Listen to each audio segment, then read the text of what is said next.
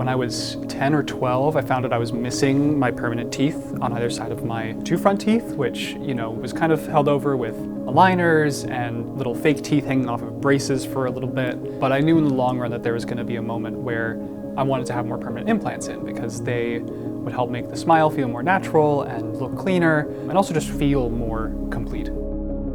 I remember being very nervous when I first came because this had so much buildup of a decade plus of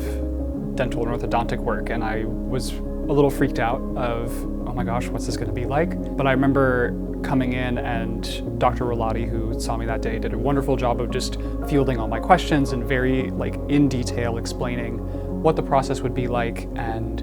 what would be involved and what the timelines were, and then was an open book of what questions do you have, and really did a wonderful job of just taking my own little anxieties of, oh, what's this going to look like? What's the timeline going to be like? And kind of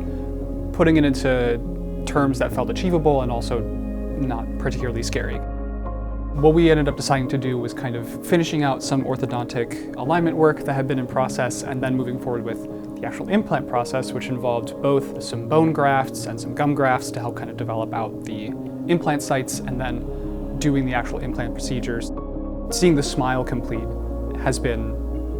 really, really wonderful, and just something every day I'm still shocked when I look in the mirror and it's like, oh, there are teeth there.